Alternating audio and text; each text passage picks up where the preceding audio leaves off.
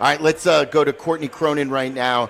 She joins us, Waddle and Silvy on ESPN 1000. She joins us on the CarX Tire and Auto Hotline. Courtney, another busy day there. Thomas Brown getting the headlines. Are you buying what he's selling? It's hard not to because of how it sounds, and it's a no-nonsense approach that I think resonates a little differently in a lot of ways with players. I had conversations today with guys in the locker room when he made the comment of there's no attaboys, like they didn't finish the job, they didn't win the game. Like, how does that sit with a locker room when you could tell? I mean, even Caleb Williams kind of caught himself saying it yesterday when he's talking about his performance. He said, playing, I think he said, I had a good performance. He stopped himself, said, solid, because you don't, in a loss like that, when it comes down to a missed field goal, you don't want to pump up your unit. It's like, well, we did our job. If only the, kicking game could have, blocked it up better, whatever. I think that approach is different than what the Bears had under Shane Waldron, where you have somebody who is authentic to himself, but a no BS sort of coach. And that in a team right now that stinks at 4-6, I don't think anybody's trying to shine this and make it something it's not. And that's the vibe that you get from Thomas Brown and what he's putting off to the offense, but a vibe that's carrying over to the rest of the team. We had a discussion, and we played a Cole Kmet from his podcast earlier from CHGO, where, again, and he must have said buy in or bought in about 3 or 4 times in about a 90-second clip. When you hear that there was more buy-in last week, is that an indictment on Waldron? Is that an indictment on the head coach? Or is that an indictment on the players? I think it's a sign that the message was getting lost in the locker room. And we knew that. That's not groundbreaking, and that's on Shane Waldron, that's on Matt Eberflus, that's on, I think everybody. And of course the players have to execute. They're not blameless in the fact that this team is 4-6 right now, but ultimately they're the ones who are receiving the message. And when it gets stale, that's when you run into a dangerous territory with the team, because you have to soldier on through the next 2 months, and it's going to be a long 2 months if people are kind of doing their own thing and they're not on the same page. Which it's frustrating because you keep hearing this over and over again. The hope from this team is that the talk of continuity, the talk of communication, the talk of being on the same page, of everybody moving in the same direction, that dissipates. No matter what the win-loss record is at the end of the year, now that they've made the switch to find the right, not only not only offensive coordinator, but the right personality for that room, that you're going to have a group that's galvanized to go out there and play really well. Because a lot of these guys are here next year. Cole Kmet's here, DJ Moore is here, Rome Odunze's here, Caleb's here, Darnell Wright, Braxton Jones. There's several pieces that want to get better, and not just okay, well, we're not going to be here in a year, who gives a crap. That's not the vibe. They want this offense to be good, to know that they didn't screw up the development of the quarterback in year one. I'll say that everybody's worried about themselves. That's human nature. That's the way it needs to be. But when you talk to players on the offense, and this goes back to last week when there was the idea of guys trying to do whatever they could to make sure that Caleb doesn't get messed up in year one. I don't know if I've been around a team where you have these many veteran players who are that invested in the young quarterback succeeding. And you can feel that. You can sense that. It's not just lip service when you talk to guys about it. And that's important for the coaching staff to make sure that they are able to maintain that same sort of buy-in, because it's not just buy-in for the team, it's buy-in for the future beyond this year. Courtney, what can you tell us about the injury report today and how it may play out on Sunday? Yeah, so a good sign is that DeAndre Swift was back at practice. He was limited today, but Eberflus said yesterday that it's a groin, that it's just basically these guys are torquing, they're running a lot, they're running backs, it makes sense, and their bodies are kind of worn down at this point. So I'm a little surprised that he didn't rest again today, but good sign that he's on the trajectory to being able to play on Sunday. And then the Tevin Jenkins, for him to be back at practice this week with Ryan Bates still out due to the concussion, him slotting back in at left guard prevents them from having to move another piece into the lineup. assuming he's able to finish out this week and be off the injury report for Sunday. Talking to Courtney Cronin, it's Waddle and Silvy on ESPN 1000. How do you believe this team will respond? Do you believe that they respond better because they played better against the Packers? Or do you believe that this is just another devastating loss and 4 in a row and their tanks may be running a little empty? Well, it's so weird because it was a last-second devastating loss, the same way that the Hail Mary was. And you have to guard against the emotion of that carrying over into the week and being the reason that you don't get off the mat, which they didn't in Arizona. There is something, even back to my 5 years covering Minnesota, there's something about these two teams whenever they play at Soldier Field, outside of like a Week 17, Week 18 game where playoff fates have already been decided and got starters are being rested. These games are weird. Like, you guys remember all the Sunday night games when Kirk Cousins was the quarterback and the Monday night games where there's something about these two teams where, yes, in theory, the Vikings are a way better team and should come down to Chicago and beat the Chicago Bears pretty handedly. But I don't know. Like, there's something about these two in the way that they stack up that leads you to believe it might not be as easy as it would seem. It wasn't easy for the Green Bay Packers.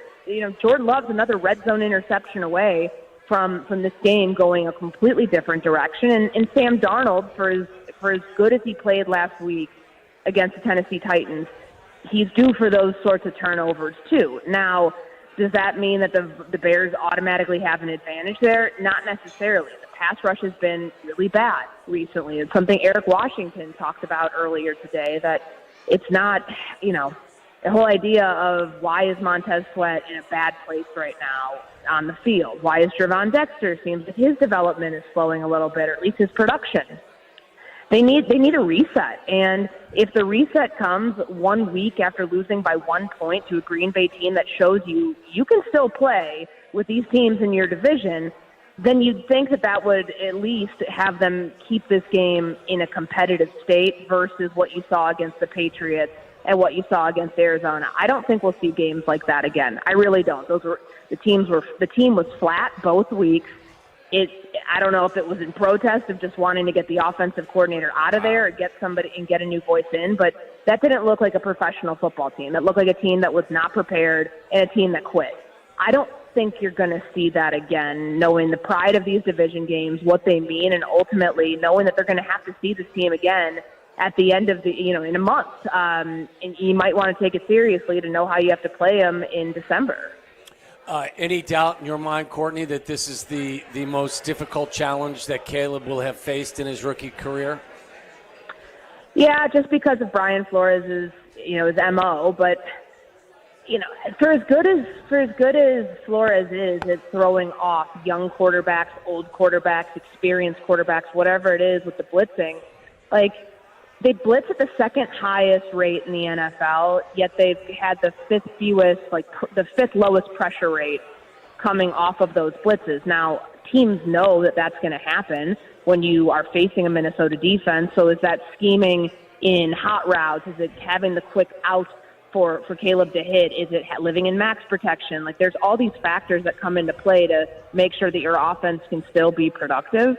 And I do think it'll be the biggest challenge he's had up till this point, but I also know that he was really good against the blitz last week. He's really good at identifying things pre and post snap, so that plays to his advantage. Now, personnel-wise, this defense has gone through a pretty big upgrade from last year to this year. To seeing, even like the last time the Vikings were 8-2, there's 14 new starters on this team, and a lot of them on defense. Like, Blake Cashman is tremendous for the Minnesota Vikings. Jonathan Grenard, all of these pieces that they have on the back end too in their secondary, and Harrison Smith, still 33 years old, is playing great ball. It makes it such a tremendous challenge, but I don't think it's one that's going to be so overwhelming because he's seen it. Like, he had the highest blitz rate of his young career against the Patriots 2 weeks ago. It's not like they're not expecting it. It's just a matter of, for Thomas Brown, can he put Caleb in a situation again like last week where he's scheming up some easy, quick completions for him just to be able to move the ball downfield? I want to ask you about the hash mark of where Cairo Santos kicked. I know Richard Hightower spoke today. He's the Bears special teams coach, and he was pressed today on this because I guess Cairo in the locker room yesterday said he would have preferred to kick it on the right hash mark. That's his ideal location, and that's not where they set the ball off. This is kind of like what happened a few years ago with Eddie Pinheiro. And Richard Hightower said it doesn't matter that they've got to execute. And then I believe you guys pressed him a little bit more. And again, he said, look, it's a team decision. We can't use that as an excuse. Is that somebody who is just trying to not let excuses get in the way? Or is that somebody who's not letting the details get out there and put his player in the best position to win? It's like you should never have two. I don't care that Cole Kmet was long snapping against Jacksonville. You should never have two block kicks in a season, two block field goals. That's absurd. I don't think that is a valid excuse whatsoever. If the kicker's saying he wanted the ball on a different hash, there's something that's not lining up there as to why that didn't happen. At the end of the day, Cairo's the one who has to go out there and kick the field goal. And on Monday, like when I'm checking around with people around the league to be like, well, what happened here? What's wrong? Like, why is he perfect inside 40 and then, then making the decision to, go to the 46, make it a 46-yard kick for him? Like, the general consensus that I came away with was that he has a weaker leg, which is why it had to be a line drive kick. I mean, hell, the Packers were saying that in the locker room after the game on the 53-yarder, why they noticed the trajectory where it was and feeling like they could block that kick at the end. If the other team knows that, the Bears sure as hell know that. Richard Hightower knows that, and he's not a coach who's going to go out there and give you, the full breakdown as to why something happened. He's going to protect his guys. He's going to protect himself. That's what some coaches do. And it is, all these days later, they can conveniently talk about wanting to move forward. Oh, we've kicked 160 kicks, whatever it is. I don't want to say it's like, he's just hitting the excuses with it, but it just doesn't seem to make sense when the kicker's saying one thing. Eberflus says something yesterday. Richard Hightower says the same thing today that kind of goes against what the kicker was saying. And people can be in preservation mode all they want. Maybe the kicker's in that, of saying, well, I would have preferred it over here, but we did it on the left hash, whatever. It's, of course, like that disconnect, those are the things that people are going to highlight and wonder, okay, well, what's going on? It's because you're not hearing the same message coming out of the Bears on something that ended up being pretty consequential to the game. Do you feel like you've heard a different Eberflus this week versus the guy that you've covered for the last several years? Yeah, absolutely. I said this on Carmen and Yurko yesterday. I felt like he was defeated yesterday, and there's a lot that goes into that. Obviously, it's week 12. Everyone's exhausted. But the way that he's been able to flush it in weeks past, whether it was the Washington game, which frankly I think was a more devastating loss because of the controversy that came out of it. As a coach, even when things are, it's like that meme of the dog it's always on social media where the room's on fire and he says, This is fine. He's drinking his coffee. That's what Eberflus is like most weeks. But you have to be a little delusional as a head coach. And I mean that with all due respect. Every coach has to be able to look past all the fires that are currently ablaze in their facility, metaphorically speaking, and say everything's fine. We're moving on to the next opponent. And he's done that every Wednesday, except for this Wednesday. I felt very low energy from Matt Eberflus. And again, everybody's a body language expert on DJ Moore. We can all be body language, tone experts on Matt Eberflus. There could have been a million reasons for it, but it was noticeable. That's the first thing that I noticed when he came out yesterday, when he's talking about the injuries and he goes into his weekly report. I didn't feel like, I thought there was something that was going to come out. Like, oh man, are we going to not see somebody at practice today because he just got bad news or something? That's what I thought, and that was not the case. So I definitely noticed. Maybe this is a Matt Eberflus who feels the pressure of needing to win right now, of the monumental task. You have a 1% chance to make the playoffs, so that means the season's effectively done for all intents and purposes of the ultimate goal, which is to contend in the postseason. But the noise is loud, and it's not just coming from the outside. This is stuff that starts inside Hallis Hall that he's got to be feeling the pressure of. He's not dumb. He's not completely unaware. It's just that at times he chooses not to address it. And I feel like that weighs on anybody that would be in that position, knowing that everything you've worked for your entire career to be able to be an NFL head coach, 1 of 32, when the window's closing on that, it's hard not to wear it on your face in the way that you talk. Play the role of mind reader for us here. And I apologize for asking you such a weird thing to do. But if you're Ryan Poles, you're sitting in your office right now. We all know that there's an affinity. They have a great relationship. He wanted this to work. What do you believe is going through Ryan Poles' mind right now, Courtney, about his head coach and the future of the franchise? He's a young GM who made a decision based on loyalty in January of this past year. And right now it's coming back to bite him. And that's normal. He's, 38 years old. This is his first time doing this job. He felt like he was making the right call for his franchise. But now it becomes, remember last year when he went off Twitter, like in, it was the Green Bay game. He said he had to go off Twitter because of all the noise around Justin. I know that they try to insulate themselves, but I can promise you he sees and reads and hears everything because he understands the pulse of this fan base and what the calls are right now, which are get rid of the head coach, go get somebody to not screw up the development of the quarterback. So I think he's torn between that. This is somebody who he came in with, and for 2 years, they were just batten down the hatches. Let's get through this rebuild. And Eberflus very well could appear. I don't know if appearances are 100% reality, but at the end of the day, could be the sacrificial lamb. Hey, you got us through the rebuild. You're out the door now because you didn't, in the 1 year that you were supposed to start getting closer or actually be a contender, you didn't. And that's a decision. That's a tough pill to swallow if you're Ryan Poles. But I ultimately think he's got to worry about his own preservation here because Kevin Warren's the one who's over football operations and the business side. It's no longer a different structure to where the general manager is not reporting to the president of the team. If this season goes 4-13, 5-12, whatever it is, Poles might not be safe. So I feel like it has to be a decision that ultimately he makes where he might love the guy and be thankful for everything that Eberflus did the last 3 seasons, but ultimately he may have no choice but to get rid of him if he wants to remain the general manager of this team. Yeah, right. It's not bad. You got to do what's best for the football team. That's for sure. Courtney, great stuff. Did we hit everything we need to hit?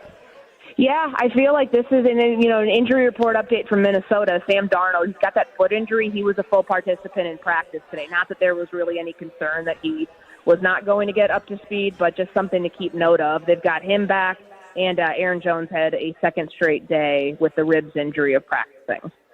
All right. We appreciate the update. Thanks, Courtney. Thanks, Courtney. Thanks, guys. Take care.